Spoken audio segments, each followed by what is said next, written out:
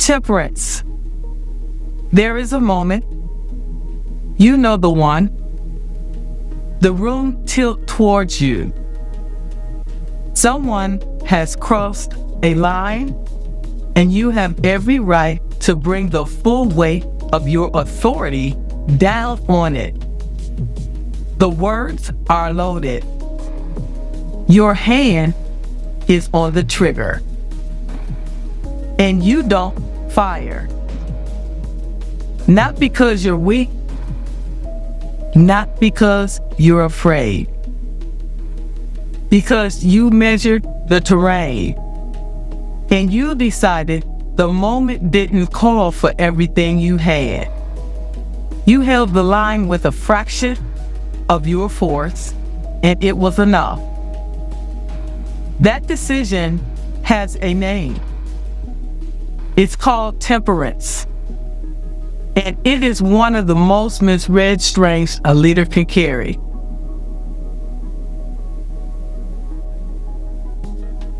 What it actually is. Temperance is not restraint for its own sake. It's not the quiet, swallowed silence of a woman who's been told to shrink. That interpretation out right now. It doesn't belong to you.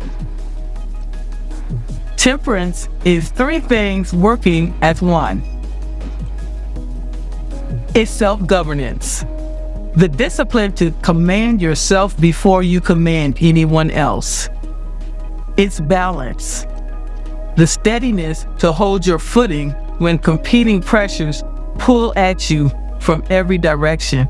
And its measured power, strength that knows exactly how much of it to deploy and chooses not to spend a round more. Think of it the way you would think of a seasoned commander. The untested one empties the magazine at every threat. The seasoned one knows that power held in reserve is still power. Often it's more. Where in your leadership are you firing everything you have when a measured response would hold the same ground? How it gets withheld. Here's what they don't tell you. Temperance gets weaponized against women in leadership, and it gets denied to us in the same breath. When a man holds his fire, he's disciplined, strategic, a steady hand. When you hold yours, you're passive. When a man balances competing demands, he's a master juggler. When you do it, you're spread too thin. And when you deploy measured power, exactly the right amount, no more. They call it cold, calculating, hard to read. So the system sets a trap. Show too much force, and you're aggressive. Show temperance, and you're either weak or you're cold. There's no clean lane. That's not an accident. That's how authority gets withheld from the people who threaten the existing order. And the cruelest part, many of us internalize it. We learn to confuse temperance with self-erasure.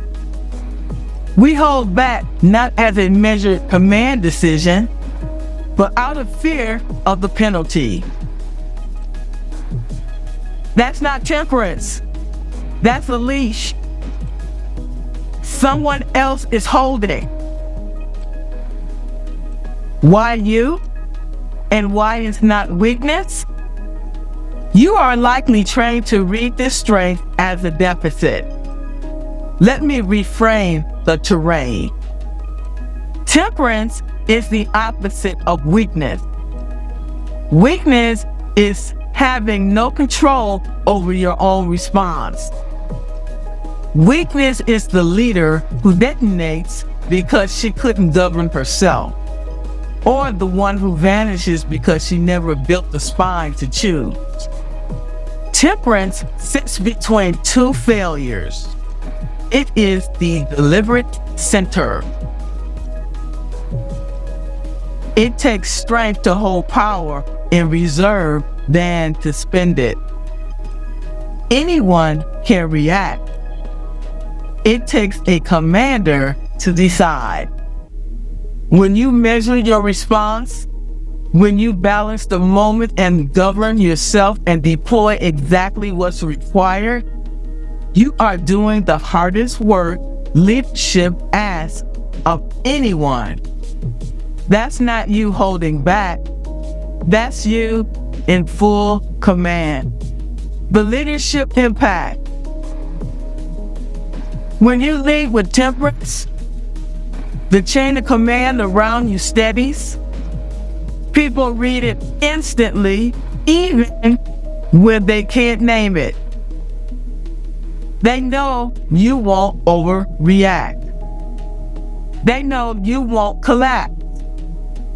They know that whatever lands on your desk, your response will be proportionate to the threat. No more, no less. That predictability is power. A team that trusts your judgment under pressure will follow you into terrain they never enter behind a volatile leader. Your composure becomes their cover.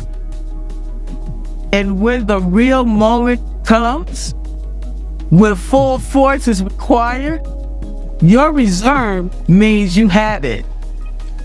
The leader who spends everything on small fights has nothing left for the decisive one. You will. That's the dividend temperance pays. How to take it back? Reclaiming temperance starts with separating the real thing from the counterfeit. Run this check. First, before you respond, name the actual threat level. Is this a class or is this a? Is this class or is this the hill? Most of what provokes us is a class.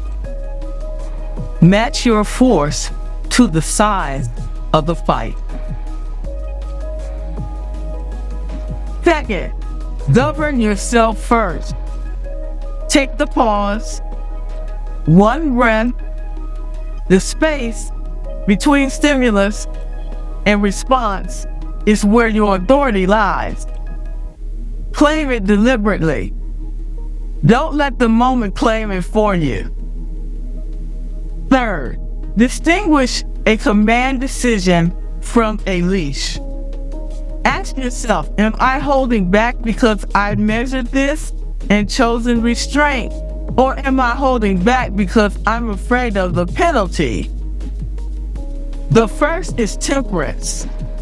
The second is something to break. Fourth, keep your reserve visible to yourself. You are not being passive. You are holding power in hand, deciding moment by moment how much to deploy. That framing changes everything.